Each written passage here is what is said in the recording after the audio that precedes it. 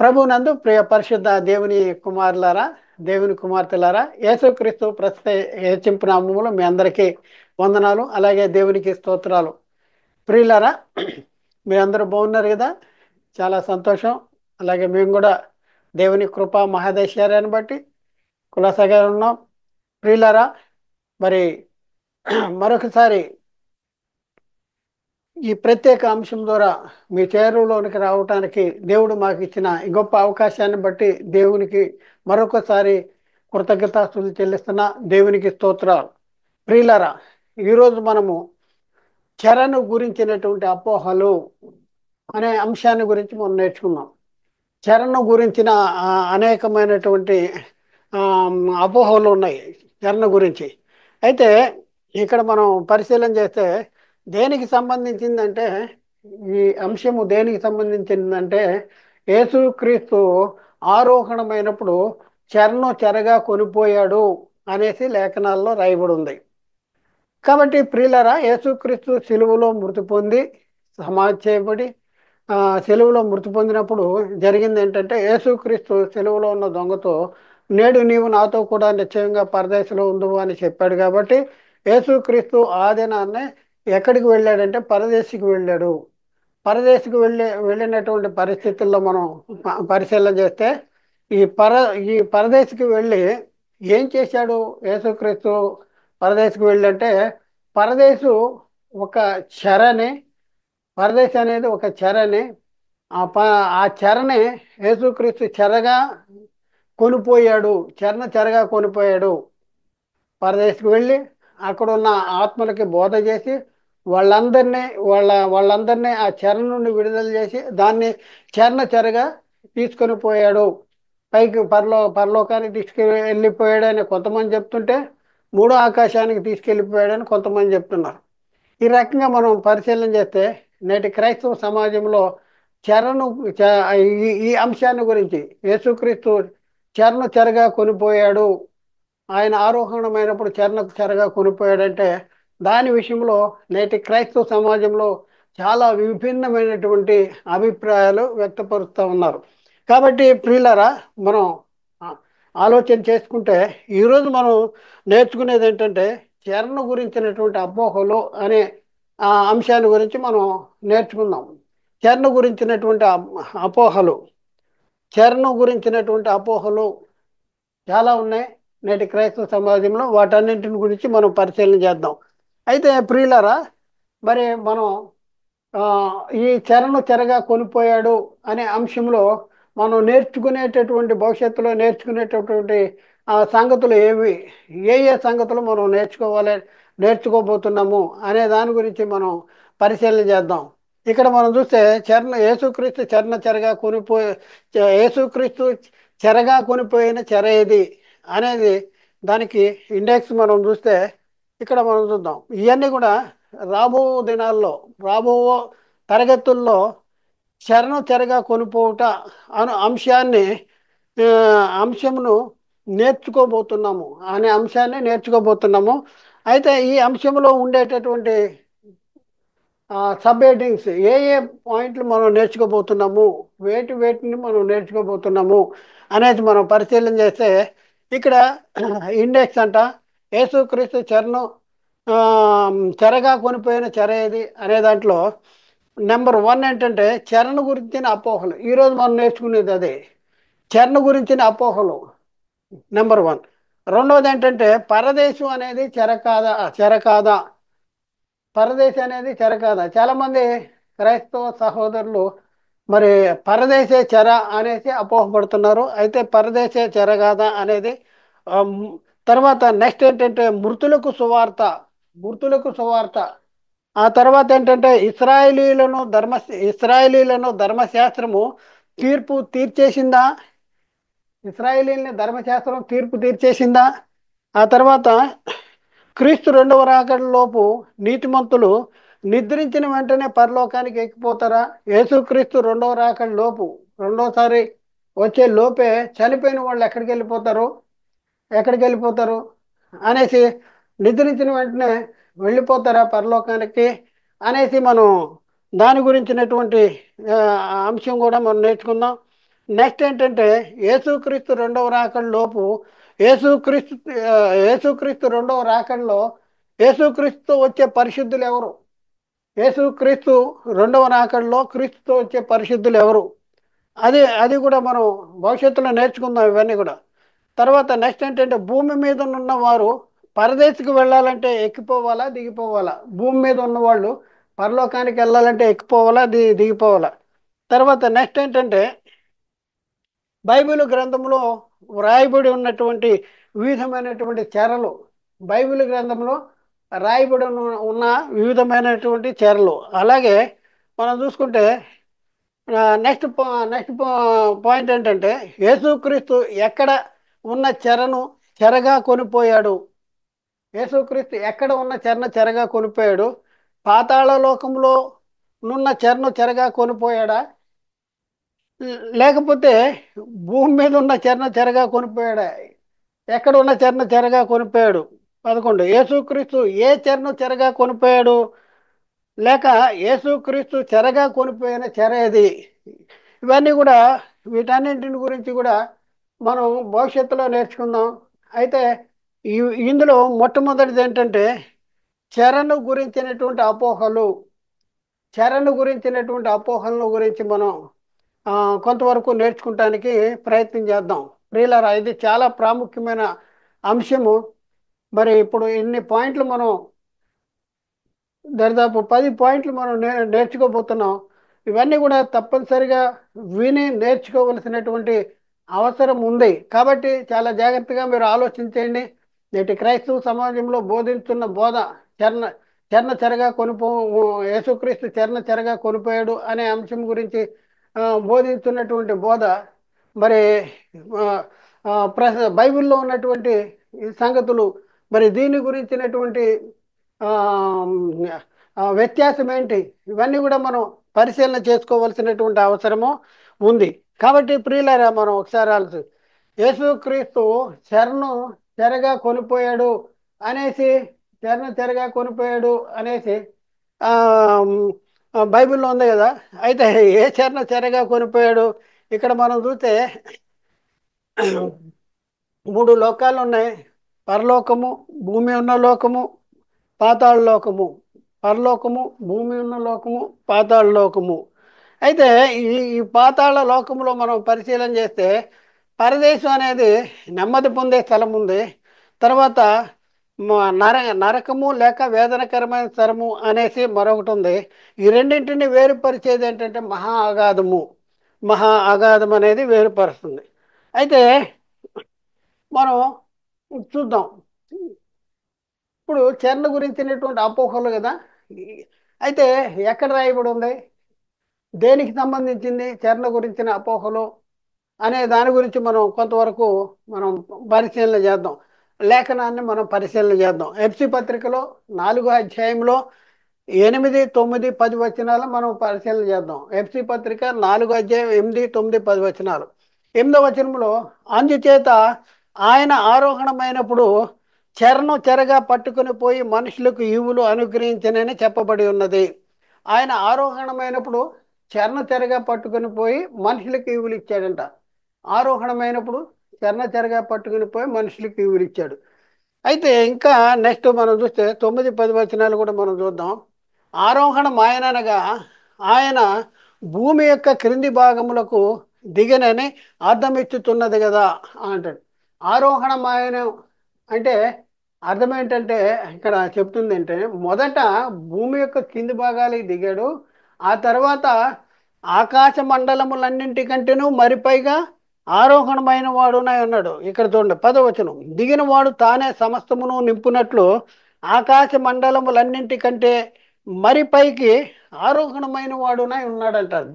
ఇక్కడ మనం ప్రియులరా, మనం ఆలోచిస్తే యేసుక్రీస్తు మరి యేసుక్రీస్తు ఆరోహణమైనప్పుడు చెరన చెరగా కొనిపోయాడు అనేసి ఇక్కడ రాయబడి ఉంది కదా 8వ వచనంలో. అయితే మనం పరిశీలన చేస్తే ఆరోహణము, అవరోహణము అనేసి రెండు ఉన్నాయి. ఆరోహణం అంటే పైకి వెళ్ళటం, అవరోహణం అంటే కిందకి వెళ్ళటం. అయితే యేసుక్రీస్తు శిలువ మీద నుండి పైకి వెళ్ళాడా కిందకి వెళ్ళాడా? ఇది మనం పరిశీలన చేయాలి. యేసుక్రీస్తు ఆ, మనం సెలవు మీద మృతి పొందినప్పుడు ఎక్కడికి వెళ్ళాడు అంటే భూమి యొక్క క్రింది భాగాలకి దిగాడు అంటాడు. ఇక్కడ మరి ఆరోహణమైనప్పుడు చెరన చెరగా కొనిపోయాడని ఉంది కదా. అంటే అవును, ఆరోహణమైనప్పుడు చెరన చెరగానే కొనిపోయాడు. కానీ పైకి ఆరోహణం అంటే పైకి వెళ్ళక ముందు మొదట ఎక్కడికి వెళ్ళాడు అనేది ఇక్కడ మనం చూస్తే 9, 10 వచనాల్లో మనం చూస్తాం. ఆరోహణం ఆయన అనగా ఆయన భూమి యొక్క క్రింది భాగములకు దిగనని ఆ, అర్థం ఇస్తున్నది కదా అంటాడు. కాబట్టి ప్రియులారా ఇక్కడ మనం చూస్తే యేసుక్రీస్తు సెలవులో మృతి పొంది ఎక్కడికి వెళ్ళాడు అంటే భూమి యొక్క క్రింది భాగాలకు దిగాడు. దిగిన తర్వాత ఏమైంది? దిగిన వాడు తానే సమస్తమును నింపునట్లు ఆకాశ మండలములన్నింటికంటేను మరి పైగా ఆరోహణమైన వాడునై ఉన్నాడు. దిగాడు, మూడో ఆకాశానికి దిగాడు, అంటే పాతాళ లోకానికి దిగాడు. పాతాళ లోకంలో ఎక్కడికి వెళ్ళాడు? పరదైస్కి వెళ్ళాడు. మనం ఇందాకే మనం బొమ్మలు చూసుకున్నాం. ఇక్కడ మనం చూసుకుంటే ప్రియులరా, ఇక్కడ మనం చూసుకుంటే యేసుక్రీస్తు పరలోకము నుండి భూమి మీదకి వచ్చాడు. భూమి మీదకి వచ్చిన యేసుక్రీస్తు సెలవులో మృతి పొంది భూమి యొక్క కింది భాగాలకి, అంటే భూమి మధ్యలోకి వెళ్ళా, not inner part of the earth, lower part of the earth అంట. భూమి యొక్క క్రింది భాగాలు, భూమి మధ్యలో కాదు, భూమి యొక్క కింది భాగాలకి దిగాడు. భూమి యొక్క కింది భాగాల్లో ఏముంది? పాతాళ లోకం ఉంది. ఈ పాతాళ లోకం మహాగాధం చేత 2 భాగాలుగా విభజించబడింది. ఒక భాగమేమో పరదేశం. శిలువలో ఉన్న దొంగతో యేసుక్రీస్తు చెప్తున్నాడు, నేడు నీవు నాతో కూడా నిశ్చయముగా పరదేశంలో ఉందువు అన్నాడు. అలాగే యేసుక్రీస్తు మృతి పొంది సమాధి శిలువలో మృతి పొందిన తర్వాత కిందకి దిగాడా పైకి వెళ్ళాడా అంటే ఆయన భూమి యొక్క క్రింది భాగాలకి దిగినని అర్థం ఇచ్చుతున్నది అనేసి ఇక్కడ రాయబడి ఉంది.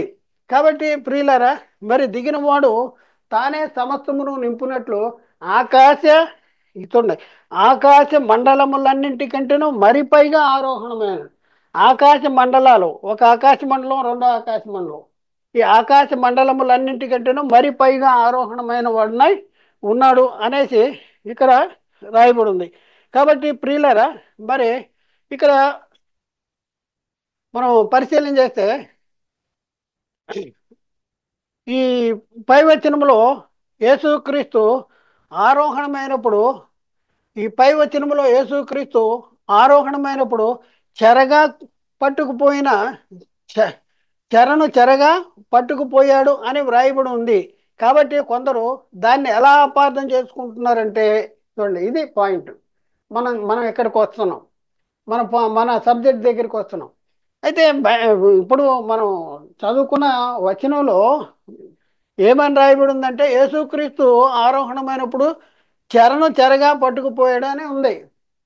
అయితే మరి ఇప్పుడున్న పరిస్థితుల్లో ఆ, వ్రాయబడి ఉంది. కాబట్టి కొందరు దాన్ని ఎలా అపార్థం చేసుకుంటున్నారు, ఈ ఈ అంశాన్ని గురించి, లేకపోతే ఈ మాటను గురించి, ఈ వచనాన్ని గురించి ఎలా అపార్థం చేసుకుంటున్నారు? అసలు బైబిల్ చెప్తుంది ఏంటి? అసలు బైబిల్లో ఉన్న సత్యం ఏంటి? నేటి క్రైస్తవ సమాజంలో సాతాను మరి అనేక మంది బోధకుల చేత ప్రకటించబడుతున్నది ఏంటి? ఇది ఆ వ్యత్యాసం ఏంటి? అసలు ఎలా అపార్థం చేసుకుంటున్నారు? దాని గురించి ముందు మనం తెలుసుకుందాం. అపార్థాలు చరణ గురించినటువంటి అనేక అపార్థాలు నేటి క్రైస్తవ సమాజంలో ఉన్నాయి. అందుకనే మన పాఠం ఏంటంటే ఆ, పరదేశే చెర అనేసి అపోహ పడుతున్నారు. పరదేశే చెర అని అంటున్నారు. చెర అంటే ఏంటంట? పరదేశులు చెర అంటున్నారు. ప్రియులారా, ఒకసారి ఆలోచించండి. పరదేశు చెర వద్దా? ఒకసారి ఆలోచించండి. పరదేశం చెర వద్దా? ఇది దీని గురించి మనం ఆలోచిద్దాం. ఇంకా మనం ఆలోచిద్దాం. అంటే మనం మొట్టమొదట వాళ్ళు ఎక్కడెక్కడ అపార్థం చేసుకుంటున్నారు అనే సంగతి మనం పరిశీలన చేసుకుని ఆ తర్వాత నెక్స్ట్ క్లాసుల వారీగా మనం నేర్చుకుంటానికి మనం పరిశీలన చేద్దాం. అయితే పాత నిబంధన భక్తులు పాప క్షమాపణ జరగలేదని అంటున్నారు. పరదేశ చెరైంది అని ఎందుకు అంటున్నారంటే పాత నిబంధన భక్తులకి ఆ, పాప క్షమాపణ జరగలేదని అపోహపడుతున్నారు. ఇది పాత నిబంధన భక్తులు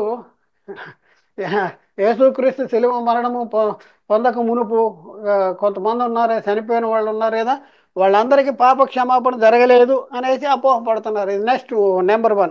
అందుకనే వారు పరదేశులో బంధించబడి ఉన్నారని అపోహపడుతున్నారు. పరదేశి చెరని ఎందుకు అంటున్నారంటే పరదేశిలో బంధించబడ్డారు. ఎందుకు బంధించబడ్డారు? పరదేశంలో చెరలో ఉన్నారు. పరదేశే చెర, పరదేశులు చెరలో ఉన్నారు అని ఎందుకంటున్నారంటే వాళ్ళకి పాప క్షమాపణ అనేది జరగలేదు అనేసి వీళ్ళు అపోహపడుతున్నారు. రెండో పాయింట్ ఆ, రెండో పాయింట్ గురించి మనం ఆలోచిద్దాం. ఇంకా ఇంకా ఏమి అపోహపడుతున్నారు అంటే పాత నిబంధన కాలం నాటి ప్రజలకు పాప క్షమాపణ జరగలేదు. పాప క్షమాపణ జరగలేదు. ఎందుకు జరగలేదు అంటే చూద్దాం. ఈ పరదేశం అనే చెరలో బంధించబడిన వారు ఆ, వారిని వారున్న చెర నుండి విడిపించడానికి యేసుక్రీస్తు సిలువలో మృతి పొంది పరదేశికి వెళ్ళి వారికి బోధ చేశాడని అపోహపడుతున్నారు. పాత నిబంధన భక్తులకి పాప క్షమాపణ జరగలేదు కాబట్టి యేసుక్రీస్తు సిలువలో మృతి పొంది పరదేశికి వెళ్ళి పరదేశంలో ఉన్న వాళ్ళకి బోధ చేశాడు. పరదేశ చెర పరదేశంలో ఉన్న వాళ్ళకి బోధ చేశాడు అనేసి అపోహపడుతున్నటువంటి పరిస్థితి మనం చూస్తూ ఉన్నాం. మూడవది ఏంటంటే పాత నిబంధన కాలము నాటి ప్రజలకు పాప క్షమాపణ అవసరము అని అపోహపడుతున్నారు. ఏమంటే పాత నిబంధన కాలపు భక్తులు ఎవరైతే ఉంటారో వాళ్ళకి పాప క్షమాపణ అవసరం అంట. పాప క్షమాపణ అవసరం. పాత నిబంధన కాలంలో ఏ చట్టం అమల్లో ఉంది? పాత నిబంధన కాలంలో ఉన్న ప్రజలు ఏ చట్టాన్ని బట్టి తీర్పు తీర్చబడతారు అంటే ఆ కాలంలో ధర్మశాస్త్రము అనే చట్టం అమల్లో ఉంది. ధర్మశాస్త్రము అమల్లో ఉన్న కాలంలో ఉన్న ప్రజలు ధర్మశాస్త్రానుసారంగా తీర్పు తీర్చబడతారు. అయితే ఆ ప్రజలకి పాప క్షమాపణ అవసరం అంట. అందుకనే అవసరము అని అపోహపడుతున్నారు. మరి అపోహపడి మరి ఏం చేస్తున్నారు? అపోహపడ్డారు. అపోహపడి వాళ్ళకి కూడా యేసుక్రీస్తు రక్తం కావాలి. యేసుక్రీస్తు కోసం వాళ్ళు కూడా ఎదురు చూస్తున్నారు పాత నిబంధన భక్తులు అనేసి అపోహపడుతున్నారు. చూద్దాం. ఎందుకంటే ధర్మశాస్త్రం మూలముగా ఎవడు కూడా నీతిమంతుడిగా ఆ, నీతిమంతుడు కాలేడు అనేసి చెప్పుకుంటూ అంటే పాత నిబంధన భక్తులకి పాప క్షమాపణ ఎందుకు అవసరం అంటే పాత నిబంధన భక్తుల కోసం కూడా యేసుక్రీస్తు సెలవులో రక్తం చిందించాడా? మరి పాత నిబంధన భక్తులు ఆ, బ- బ- పాత నిబంధన కాలంలో భక్తులు మరి ఆ, వాళ్ళకి పరదేశంలో ఉన్న వాళ్ళకి పాప క్షమాపణ జరగలేదా? పాప క్షమాపణ జరగకుండానే పరదేశికి వెళ్ళేటటువంటి అవకాశం ఉందా? ఇదంతా మనం పరిశీలన చేయాలి. అయితే ధర్మశాస్త్రం మూలంగా ఎవడు కూడా నీతిమంతుడు కాలేడు. ధర్మశాస్త్రం క్రింద ఉండి చనిపోయిన వారికి కూడా క్రీస్తు రక్తం కావాలి అని చెప్తున్నారు. ధర్మశాస్త్రం కింద ఉండి చనిపోయిన వాళ్ళకి ఎవరికి ఏం కావాలంటే క్రీస్తు రక్తం కావాలి. అంటే యేసుక్రీస్తు సెలవులో రక్తం చిందించింది భూమి మీద ఉన్న భూమి మీద ఉన్నటువంటి జీవిస్తున్నటువంటి వారికి అంటే క్రీస్తు వచ్చిన తర్వాత ఆ, మ- భూమి మీద ఉన్నటువంటి వారి కోసమా? క్రీస్తు రాకమునిపే మరి ధర్మశాస్త్ర కాలంలో చనిపోయినటువంటి వాళ్ళ కోసం కూడా క్రీస్తు రక్తం చిందించాడా? ఒకసారి ఆలోచించవలసిన అవసరం ఉంది. వాళ్ళు ఏమైనా అపోహపడుతున్నారంటే ధర్మశాస్త్రం క్రింద ఉండి చనిపోయిన వారికి కూడా క్రీస్తు రక్తము అవసరమని చెప్తున్నారు. ధర్మశాస్త్రం కింద ఉండి చనిపోయిన అంటే ధర్మశాస్త్ర కాలంలో చనిపోయిన వాళ్ళు వాళ్ళు నీతిమంతులుగా తీర్చబడాలంటే యేసుక్రీస్తు సిలువ వేయబడాలి. ఆ సిలువ రక్తం ద్వారా వీళ్ళు నీతిమంతులుగా తీర్చబడతారు అనేసి అపోహపడుతున్నారు. ఇంకా మనం చూస్తే అందుకే ధర్మశాస్త్రం క్రింద ఉన్నవారు కూడా క్రీస్తు సిలువ క్రీస్తు సిలువ అంటే ధర్మశాస్త్రము క్రింద ఉన్న వారి కొరకు కూడా క్రీస్తు సిలువలో మరణం పొందాడు. అంటే ధర్మశాస్త్రము కింద ఉన్నవాళ్ళు అంటే పాత నిబంధన లేక ధర్మశాస్త్రము ఆ, ధర్మశాస్త్రానికి ఆ, ధర్మశాస్త్రము అమల్లో ఉన్న కాలంలో ఉన్న ప్రజలకి లేకపోతే ధర్మశాస్త్రానికి లోనైన ప్రజలకి వారి కోసం కూడా యేసుక్రీస్తు సెలువులో మృతి పొందాడు. చూడండి, అవునా? నిజమేనా? ధర్మశాస్త్రము క్రింద ఉన్న వారి కొరకు కూడా అంటే ధర్మశాస్త్రానికి లోబడినటువంటి ప్రజలు ధర్మశాస్త్రము ఎవరికైతే ఇవ్వబడిందో వాళ్ళు కూడా క్రీస్తు రక్తము కోసము క్రీస్తు శిలువ మరణము, వాళ్ళ కోసం కూడా క్రీస్తు శిలువ మరణం పొందాడు. అంటే పాత నిబంధనలో ధర్మశాస్త్రం క్రింద ఉండి ఎవరైతే చనిపోయారో వాళ్ళ కోసం కూడా క్రీస్తు శిలువలో రక్తం కార్చాడు అనేసి అదొక అపోహ పడుతున్నారు. ఇంకోటి ఏంటంటే పాత నిబంధన భక్తులందరూ కూడా యేసుక్రీస్తు కోసమే ఎదురు చూస్తున్నారు. ఎవరి కోసం ఎదురు చూస్తున్నారంట? పాత నిబంధన భక్తులు యేసుక్రీస్తు కోసమే ఎదురు చూస్తున్నారు. ఆ? ద- యేసుక్రీస్తు కోసమే ఎదురు చూస్తున్నారు. ఎక్కడుండి? భూమి మీద ఉండి కాదు. యేసుక్రీస్తు రాకమునుపు యేసుక్రీస్తు భూమి మీద అంటే ధర్మశాస్త్ర కాలంలో ఉన్న ప్రజలు క్రీస్తు ఎప్పుడు వస్తాడు, క్రీస్తు వస్తాడు అని ఎదురు చూశారు. ఆ ఎదురు చూస్తాం కాదు ఇది. ధర్మశాస్త్ర కాలంలో ఉండి చనిపోయినటువంటి ఎవరైతే నీతిమంతులు ఎవరైతే ఉంటారో వాళ్ళు యేసుక్రీస్తు కోసం ఎదురు చూస్తున్నారంట. ఎక్కడుండి? పరదేశంలో ఉండి యేసుక్రీస్తు కోసం ఎదురు చూస్తున్నారంట. ధర్మశాస్త్రము కింద ఉండి మృతి పొంది పరదేశకు వెళ్ళిన వారికి కూడా క్రీస్తు రక్తం అవసరమా? ఒక ప్రశ్న. ధర్మశాస్త్రము క్రింద ఉండి మృతి పొంది పరదేశకు వెళ్ళిన వారికి కూడా క్రీస్తు రక్తం అవసరమా? ఒక మాటలో చెప్పాలంటే పరదేశంలో ఉన్న వారికి క్రీస్తు రక్తం అవసరమా? అక్కడ పరదేశికి ఎవరు వెళ్తారు? పరిశుద్ధపరచబడిన వారా లేకపోతే అనీతిమంతుల? అనీతిమంతులు వెళ్తే వాళ్ళకే క్రీస్తు రక్తం అవసరమా? ఒకసారి ధర్మశాస్త్రం క్రింద ఉండి మృతి పొంది పరదేశి పరదేశకు వెళ్ళిన వారి కొరకు కూడా యేసుక్రీస్తు శిలువలో మరణము పొందాడా? ధర్మశాస్త్రము క్రింద ఉండి మృతి పొంది పరదేశకు వెళ్ళిన వారి కొరకు కూడా, ఇది ఇంపార్టెంట్. ధర్మశాస్త్రము క్రింద ఉండి ధర్మశాస్త్రము కింద ఉండి పరదేశకు వెళ్ళిన వారి కొరకు కూడా, ధర్మశాస్త్రం అమల్లో ఉన్నప్పుడు ధర్మశాస్త్రము కింద ఉన్నటువంటి ప్రజలు మృతి పొంది ఎక్కడికి వెళ్ళారంట? పరదేశకు వెళ్ళారంట. వాళ్ళకు కూడా యేసుక్రీస్తు రక్తం అవసరమా అంటే కొంతమంది అంటాడు పరదేశంలో ఉన్న వాళ్ళకు కూడా యేసుక్రీస్తు రక్తం అవసరం అంటాడు. పరదేశంలో ఉన్న వాళ్ళ కోసం కూడా యేసుక్రీస్తు సెలవులో రక్తం కార్చాడు అంటాడు. ఒకసారి ఆలోచించండి.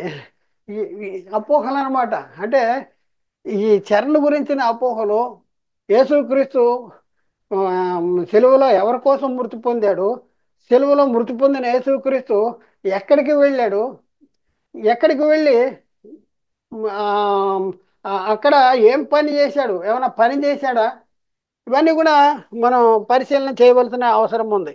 కానీ ప్రియులరా, మరొక సంగతి మనం చూద్దాం. ధర్మశాస్త్రము కలిగిన వారే పాపము చేసిన ఇశ్రాయేలీలందరూ ధర్మశాస్త్రానుసారంగా తీర్పు పొందేశారు.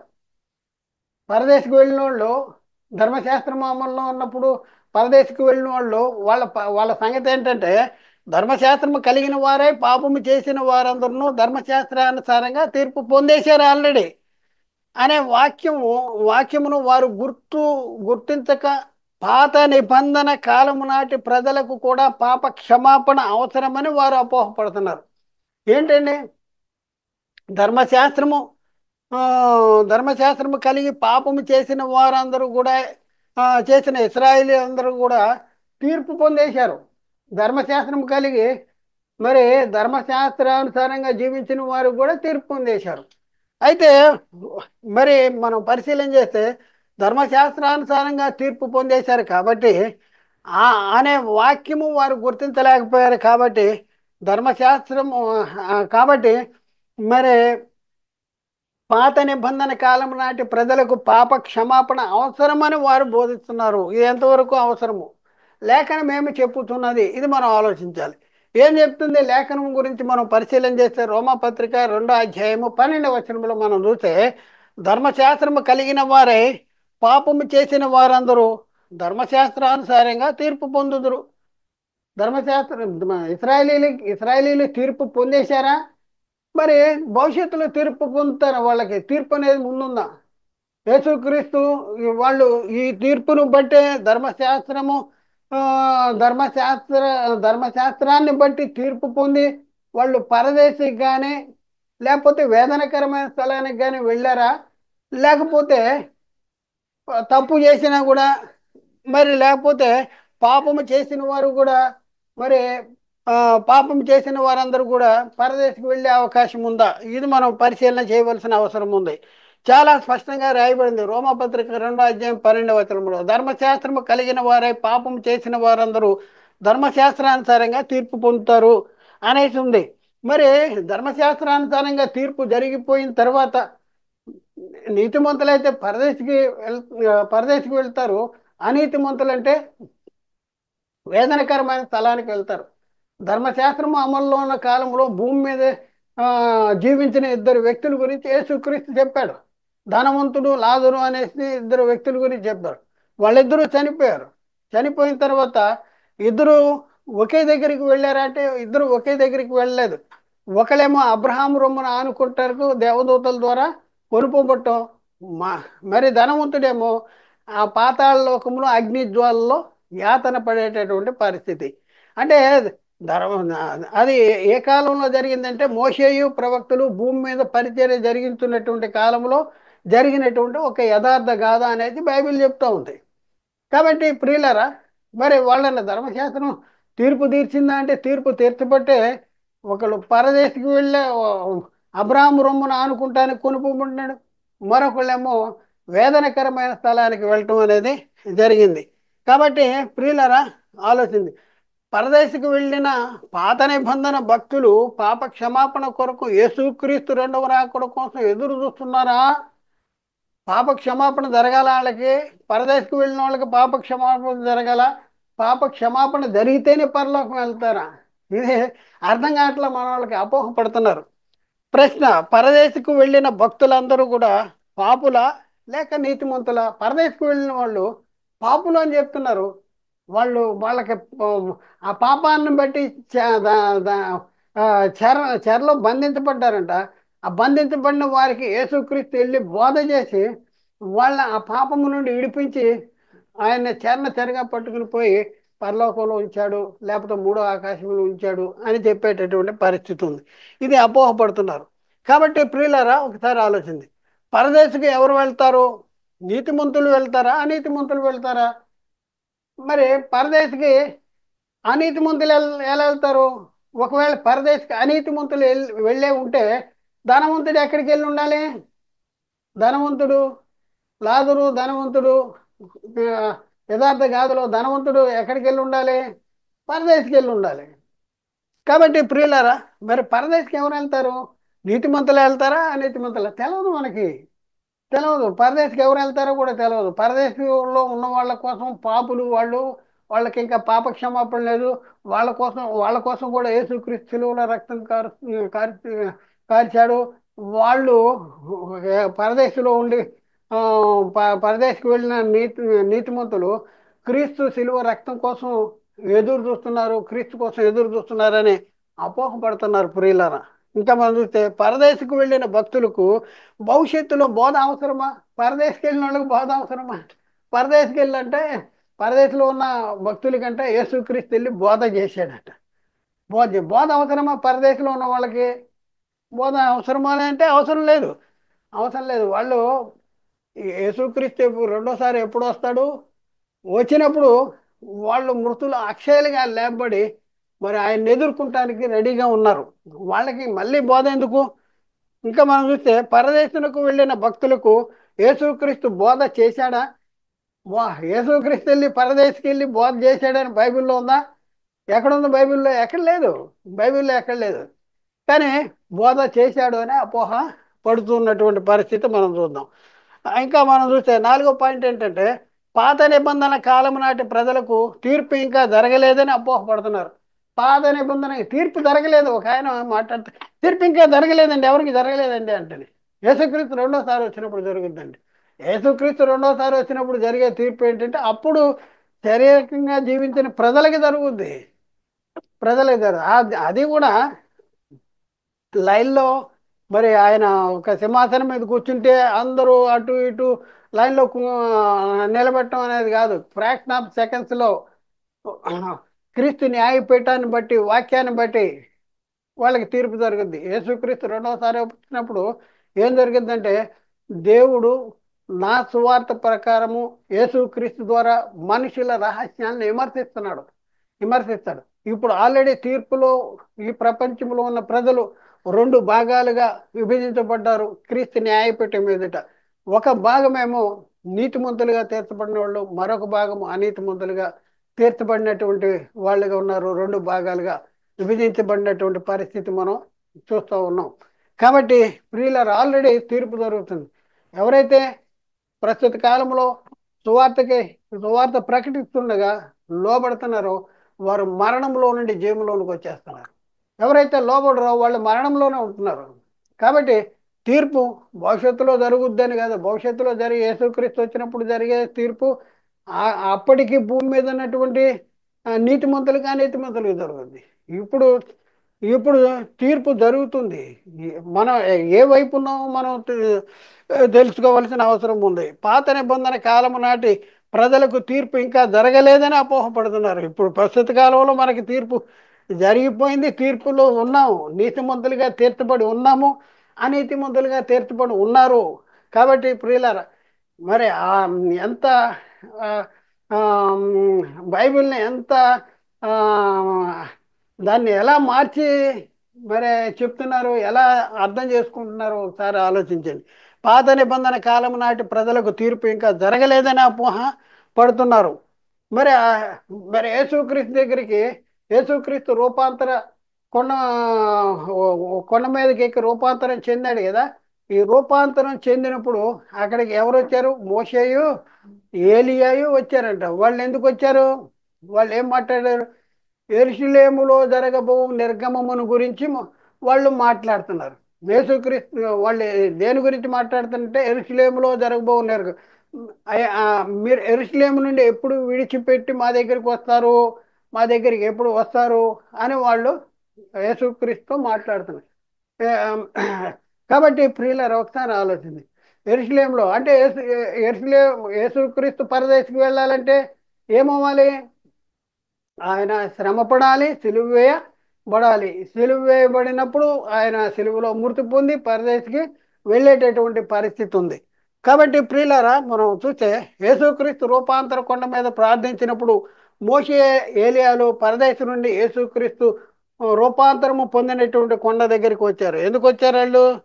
ఆ, చూద్దాం. లోకాసు వార్తలో 9వ అధ్యాయం 30-31 వచ్చును. మరియు ఇద్దరు పురుషులు ఆయనతో కూడా మాట్లాడుతుండగా వారు మోషే ఏలియాలు అనువారు. వారు మహిమలో ఆగపడి ఆయన యెరూషలేములో నెరవేర్చబడబోవు నిర్గమమును గురించి ఆయన నెరవేర్చబోవు నిర్గమాన్ని గురించి, ఆయన నెరవేర్చబోవు నిర్గమం అంటే సిలువలో మృతి పొంది ఎప్పుడు సిలువ బలియాగం జరుగుద్ది అంటే సిలువ బలియాగం జరిగినప్పుడే ఆయన యెరూషలేమును విడిచి వెళ్తాడు, విడిచి పరదేశికి వస్తాడు. మా దగ్గర యెరూషలేమును విడిచి మా దగ్గరికి ఎప్పుడు వస్తావు? ఎప్పుడు వెళ్తాడు? సిలువ వేయబడాలి, సిలువలో మృతి పొందాలి. అదే మాట్లాడుతున్నారు. మా దగ్గరికి ఎప్పుడు వస్తావు అనేసి మాట్లాడుతున్నారు. ఇంకా మనం చూస్తే ఆయన యెరూషలేములో ఆ, ఏమి నెరవేర్చబోతున్నాడు? ఆయన సిలువ మరణము ద్వారా నిర్గమము జరుగుతుంది. అయితే మోషే ఏలియాలను వారు పరదేశంలో ఉన్న వారికి నిర్గమమును గురించి మాట్లాడుతున్నట్టు చూడగలము. వీళ్ళు చూడండి ఎంత అమాయకులు. యెరూషలేములో యేసుక్రీస్తు ఎప్పుడు విడిచిపెడతాడు అనేసి బైబిల్ చెప్తుంటే పరదేశంలో ఉన్న వారి నిర్గమాన్ని గురించి వాళ్ళు చెప్తున్నారు. పరదేశంలో ఉన్న వారి నిర్గమం గురించి వాళ్ళు మాట్లాడడానికి రాలా. యెరూషలేములో యేసుక్రీస్తు జరిగించబో నిర్గమాన్ని గురించి మాట్లాడుతున్నారు. అంటే ఇక్కడ చాలా అపోహపడుతున్నారు. ఏంటంటే పరదేశంలో ఉన్న వారి నిర్గమాన్ని గురించి మాట్లాడుతున్నారు అనేది చాలా రాంగ్, చాలా రాంగ్. ఆయన యెరూషలేములో పరదేశంలో జరగబో వాళ్ళ నిర్గమం గురించి మాట్లాడటానికి వాళ్ళు రాలా. పరదేశంలో భూమి మీద నుండి మా దగ్గరికి ఎప్పుడు వస్తావు? భూమిని ఎప్పుడు విడిచిపెడతావు? లేకపోతే ఎరుసలేమును ఎప్పుడు విడిచిపెడతావు? ఎరుసలేము ఎరుసలేమును విడిచి మా దగ్గరికి ఎప్పుడు వస్తావు అనే దాని గురించి వాళ్ళు మాట్లాడటానికి వచ్చినట్లు మనం చూస్తూ ఉన్నాం. కాబట్టి ప్రియులరా, మరి 5వ పాయింట్ ఏంటంటే, అందుకే ఈ పాత నిబంధన కాలంలో చనిపోయిన వారందరూ పరదేశం అనబడిన చెరలో బంధించబడ్డారని అపోహపడుతున్నారు. పాత నిబంధన కాలంలో చనిపోయిన వారందరూ కూడా ఈ పరదేశం అను చెరలో బంధించబడ్డారండి అని చెప్తున్నారు. పాత నిబంధన కాలంలో వాళ్ళు పరదేశంలో బంధించబడ్డారు అంటే మోషే ఏలియాలు అక్కడికి రావటం అంటే పరదేశంలో బంధించబడ్డారు అంటున్నారండి. పరదేశంలో బంధించబడ్డారా? పరదేశం బంధించబడి ఉండే స్థలమా? పరదేశ చెర. ఎవరు చెప్పారు? చూడండి ఎంత అపోహ పడుతున్నారో చూద్దాం. నెక్స్ట్ 6వ పాయింట్. పాత నిబంధన కాలం నాటి ప్రజల కొరకు కూడా యేసుక్రీస్తు శిలువలో రక్తం చిందించాడని అపోహ పడుతున్నారు. చూడండి, పాత నిబంధన కాలము నాటి ప్రజలకు కూడా యేసుక్రీస్తు రక్తము చిందించాడు అనేసి అపోహ పడుతున్నారు. మరి మీకున్న ఆ బైబిల్ ఆధారాలు ఏంటి అంటే యేసుక్రీస్తు ఎవరి కోసం మృతి పొందాడు అంటే అందరి కోసం మృతి పొందాడు.